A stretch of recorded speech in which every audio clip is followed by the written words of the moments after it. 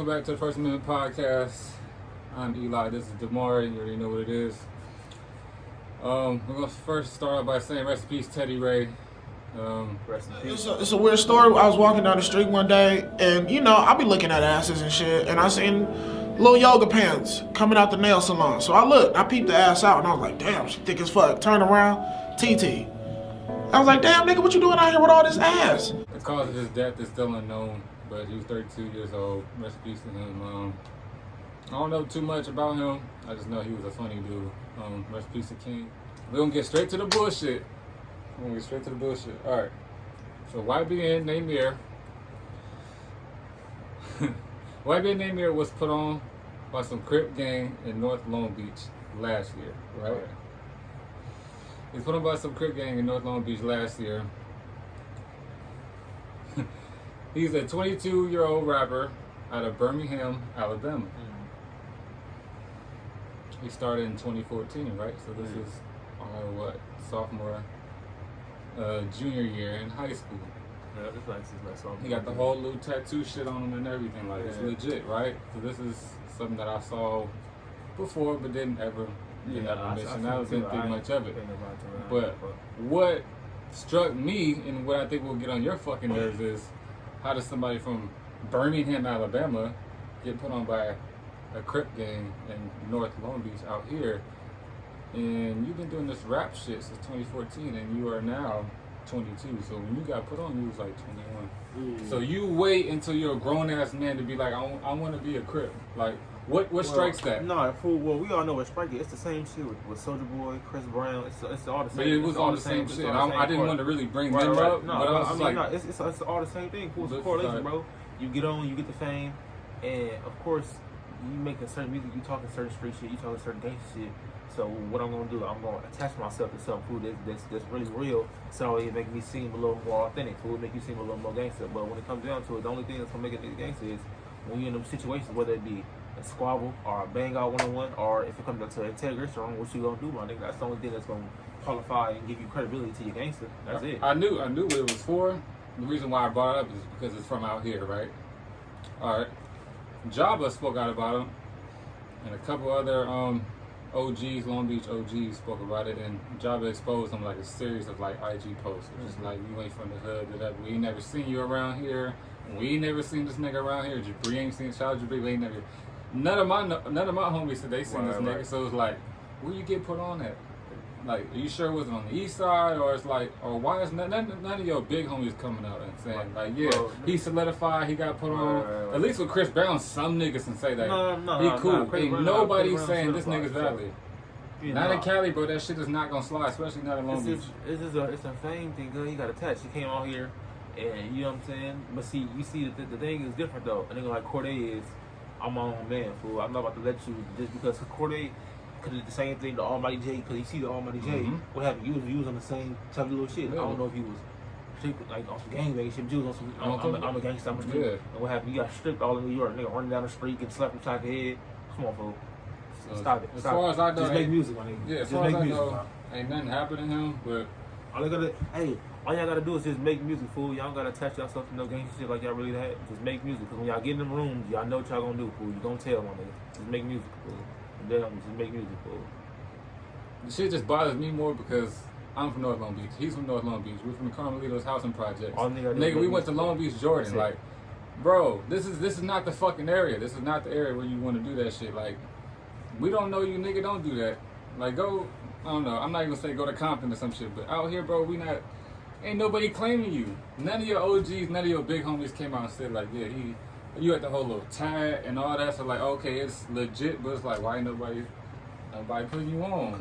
It's bullshit only because it's here, nigga. I've never North Long Beach out of all places. It's like it's the weirdest shit to me. Like that's weirdo activity. And then you a nigga from Alabama. It's not something. But see, it's like Chris though. He was from Virginia. He came over here. The thing is, you gotta earn your stripes though. Yeah. But see, the niggas can't you really can't earn your stripes. But besides getting in the whip, you're going to go do something though. But it's like that's what you're gonna do after you got millions. You about to go get in the whip and go do something after the millions. They need some street cred, I guess. They need some street cred, but you know what he's from. Slap yourself. Niggas is letting the fake gangster persona, bro. This shit is watered down. It's over. Let it go, bro.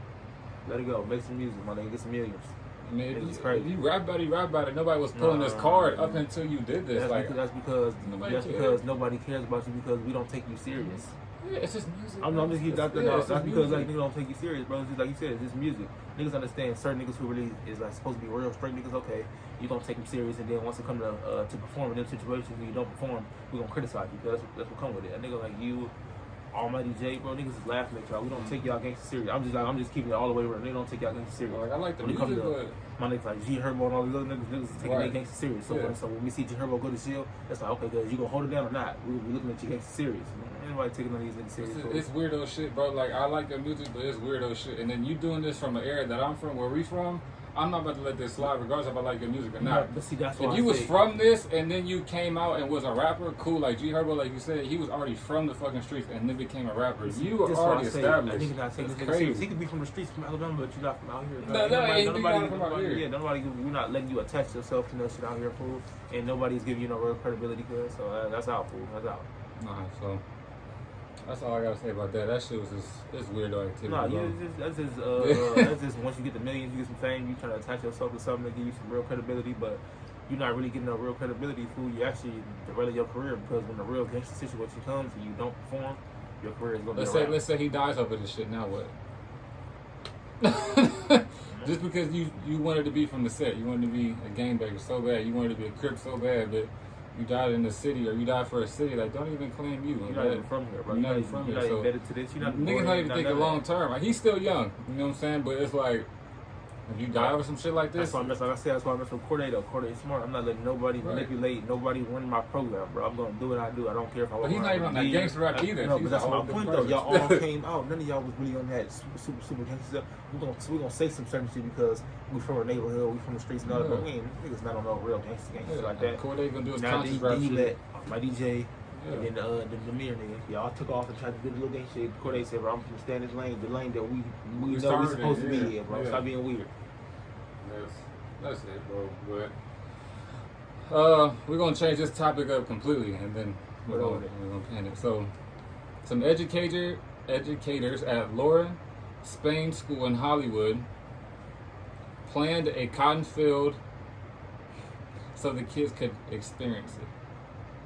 Some educators at a school planned a cotton field so the kids could experience it. So kids as in general. They didn't even say black kids. Yes, bro. And one of the black kids that attend that school sued LAUSD for that. So I don't even really have much to say as far as that, but we're going to transition to something else too. Right. But I'm just, you know what I'm saying? Come on, bro. You want to train, so we're going to, but it's always been the same thing though, fool. It's always little psychological things always going to be at the end of the time, fool. The more we find a way to get in the door, you can to quote unquote get accepted, or for them to quote unquote back up on some of the bull stuff, the bullshit they've been going on for years and years like that. They're gonna always have psychological shit just like that. Build a little cotton field to do that, or when it come to serving the kids lunch, all the white kids in the South was going first and all the black. It's always gonna be real psychological things, fool, though, to embed, to put in your mind, to embed in your mind, cause hey, you're in last place, my nigga, and bucket, you gonna always be in last place. That's that is. Fool. Is that? But yeah, bro. Okay. It's just trauma. It's trauma that's always revisited. It's just we gonna put psychological things in your mind, not 24/7, but every now and then when we can. Because when you see Kevin Hart, when you see Jay-Z, it's giving y'all hope to think y'all can get outside this lane and do what you want to do. But we gotta let y'all know. Come back to this box, homie. You like this? Y'all gonna always be in this lane, homie. Check it out. Yeah. That's what that is. I feel that. Okay. So another thing that has to do with slavery. Earlier this week, a slave cabin was listed as a luxurious stay on an Airbnb website in Greenville, Mississippi. A slave cabin. It was home of a slave plantation for workers and farmers in the 1830s. It was right behind the main mansion house where the slave owners stayed at. Right. The house is still there, and then you got the cabin right in the back. The cabin is on an Airbnb for you to stay at. And it's listed as luxurious stay by a white owner. Luxurious stay though. Come on, bro. It's crazy how. But see, that's another thing though. Once again, how the fuck do Airbnb allow this man to put a slave cabin, and it's telling you what it is though. Up there. It didn't deny and say, hey homie, this is some cabin in the woods. Woo. It looks similar to something back in the day. Real quick, just to go back to the last thing that we just said. The man literally put slave cabin on the Airbnb thing and put luxurious stay. The Airbnb let him do it. Then the Airbnb put after they got backlash, then they said, hey bro, we're sorry. After the backlash, then you're sorry. I know after somebody slaps you in your face, then you're sorry. I get it. So this goes right back to the last thing we said. So a whole school, a whole class put together a cotton field for students, but particularly black people, and then you do an Airbnb publicly with the caption. Wasn't that Colorado? What? The Airbnb? Mississippi. Oh, Mississippi. Okay. And then you have California, LA doing a fucking cotton field. This is us. Right. And then you have Mississippi doing this. So we can hold both accountable, but these are white people doing both of these things publicly as if it's okay. Right. So I'm like, my line is, where do you feel like you think that's okay for black people to revisit our past, our trauma? The one thing that we hold on to that's dear to us is just like the Jews with the Holocaust. I don't understand. Like, that's just not even brought up no more for them. But why is it for? I mean, I understand it, but it's like. Right. Well, see, the thing is, it's brought up for them, and the thing is, when it's brought up, it's almost like you can't touch it. Just like when Ice Cube was dissing Jerry Heller and said you let a Jew break up our crew when he did the little diss. Mm-hmm. But when they hit the radio, they said you let a bleep that motherfucker out. Yeah. Bleep that. Hey, but I think we get a nigga say, shoot a nigga all day, shoot a nigga, pop a nigga, dig a nigga body up, engrave it. But when it comes to that, no. When it comes to a Jew shit, hold on, man. I'm talking about the Jews like that, nigga, you crazy. But that's because the ranking and powerful, if you got a real power broker and who really running stuff behind the scenes, they not gonna let you derail their history, stuff like that. Now, as far as getting back to our history and when we need to bring it up and when we need to, I mean, we just always need to be conscious of our history, bro, especially because for stuff like this, when they throw it in your face, you gotta really know where you come from, fool, as far as who done built this. Like, a lot of kids don't even know, fool, the little street lights, nigga, a black person built the first street light. Stop sign, like, telephone, you know, like, a lot of this shit that's out here, bro, like, niggas been built. They don't tell you that. But niggas, so you gotta go search stuff for yourself and go find it, though. You gotta go get the information, fool. Just like they it's always been a saying, though, fool, if you don't want a nigga to read some shit, put it in the book. Nigga ain't gonna read, fool, damn. Like, this is key things that a nigga's not gonna read. If we get a contract to fine print, all these little ass words, niggas gonna read a little bit of that, and then get up out of here, fool. Yeah. I'm telling you, if you wanna hide some shit from a nigga, put it in the book. It's simple. That's deep. And you gotta even know Mozart was black until like last year. I had no idea. They never told us that in school. Mozart this, Mozart that, and it was in black and white photos, but he didn't look black. He looked white. I'll tell you that. Just like when we were talking about how certain shit, the Bible, all this other type shit. They talk about slavery in the Bible too. Come on, fool, but they don't highlight that. Yeah, the picture is the white dude. Yeah. But in the Bible it say skin of bronze, hair of wool, but the picture is Brad Pitt. Come on, bro. Come on, nigga. A lot of things don't add up. Jesus can't look like Brad Pitt, but it's the skin of bronze and the hair of wool. And this is the book that y'all tell us to follow. But I'm supposed to believe that. A lot of things don't add up. I don't have too much to say, honestly, because I know for the white viewers out there, they really don't give a fuck about this topic, and they're not gonna understand it. So it's I wouldn't say all the white viewers, bro. It's a nice portion of white people who fuck with us. We're gonna say the mass majority of people in America or in the world really are not gonna understand or grasp this concept. So it's like, what am I really explaining it for? My thing is, I think you can touch on it more because it's gonna get me riled up. I'm not too big on like trying to touch on slavery in detail and like not losing my fucking temper, but the fact that this tends to be okay for white America, and then for you to think that this is a luxurious stay for you guys. Like, you guys can experience it. Yeah, let's get a fucking cotton field and have you guys pick it to understand what you guys went through. Yeah, why? And the reason why they think the certain group of white people who think that's acceptable, the reason why they think it's cool food is because they feel like it's a privilege for you niggas to even be here. So don't even trip off what I show you, what I say about your past, what I think about your past, or anything like that, bro. It's a privilege for you to even be here, to even be speaking to me, to even have, nigga, for you to have that phone, it's a privilege. This is how they really feel deep down to your core, bro. Like when I see the video during when the 2020 shit was going on, when grandma talking about, I'm gonna teach my grandkids to hate you. And she's serious in the motherfucker, deep down to her core. She wake up every day and then, hey, you see that little black? That's not your friend. You don't touch him, you don't get down like that.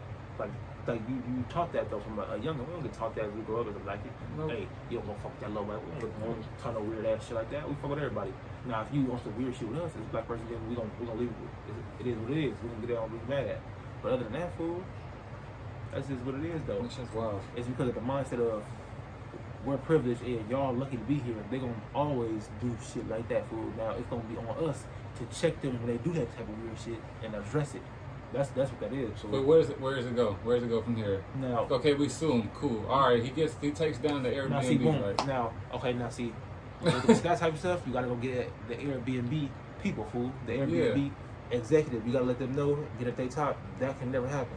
The teachers and the executives and superintendents in the LAUSD, you gotta let them know that can never happen. Like, not let them know. It has to be multiple meetings, all that type of stuff. The follow up has to be consistent. Fool. Our follow up is never really consistent. Right. We might go out there for our march, our couple meetings. The follow up is never really consistent. Fool. We gotta come real life hard if you want some real changes. Fool. That's facts. This shit should never slide, never. Nah, And like I said, as far as being consistent, and this is California we're talking about. So the majority of people who watch my podcast are all from California. We cannot let this go. So this was your school. If you're watching this is your school, your district, bro. And you're black. You have to. You know, this is Los Angeles School District. Yeah, I'm saying, but this is your school. This is Hollywood because we're not far from Hollywood. So if you in LA.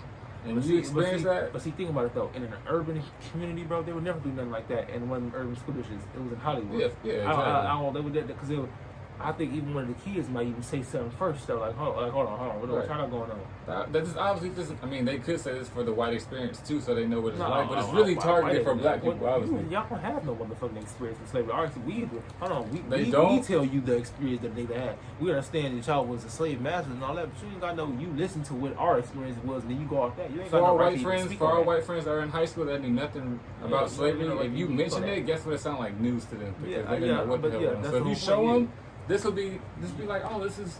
Right. Yeah, they have Sad, the right to I speak on guess. it. The only thing you got the right to do is just to listen. And that's Right, it. Just like when it comes to the Holocaust with the Jews, you have no right but to listen to what they saying, bro. That's it. Right. Listen. That's it. This is disgusting, bro. It'll never change. Yeah, no, it'll never change. It'll never because change, bro. I don't think we'll ever be consistent enough to put pressure on them to make the real changes that we need, so that way it can never happen again. We put pressure on them to make temporary changes, so that way in our eyes, like, ooh, they may change that. They changed the holiday.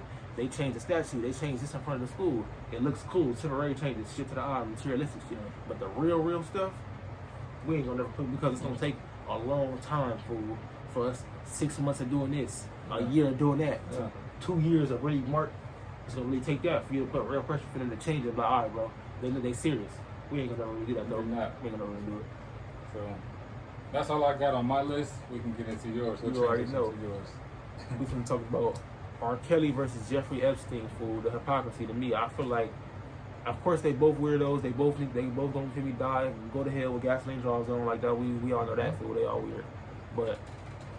The criticism, though, is not the same, bro. We all know R. Kelly, bro, getting derailed at every turn. Now, we got females who still listen to R. Kelly music, for sure. I got homegirls who still listen to R. Kelly music. For sure. But Jeffrey Epstein is getting, come on, fool. They talk about, bro, for a little bit, the Hollywood filmmakers, the actors, other celebrities, athletes, whoever it is that mess with, bro. Y'all gave him a little bit of criticism, fool, and y'all let it die down, fool. Y'all let his name die down, fool. R. Kelly name is not dying down. They dragging him through the mud. They gonna dig his body up, and then they gonna drag him through the mud some more, fool. I swear, Arizona got this new law September 24th that if you are at 8 feet within the police activity, you can catch a misdemeanor, fool. So what you feel about that? Like, say if the George Floyd situation, how close they was recording, right? If they could actually take you to jail for being that close. Now you catch a misdemeanor for being within 8 feet of police activity. You're giving the cops. This is Arizona though. It's only in Arizona. Yeah, you're giving the cops more leeway. You're making them do what they want to do. Because you know they're gonna use that to their advantage. Let's keep it 100. They're gonna use it to their advantage. We get up that close because we want to try to help the situation, or we want to record everything and get it all on camera so people can see this person being mistreated, whatever. They're gonna use that 8 foot rule, 8 feet, right? They're gonna use it. They're gonna use it to their advantage. So that's just pretty much what it is. They're gonna use it as much as they can because they know. Like he said off camera. Let's say. They want to block off their view. You can have, like with the George Floyd incident, cops turn their back, Right. And so you can't see anything, and they can line up and use a wolf. So, hey, Yep. yeah, we're gonna wrap it up with that. That's another one. So later.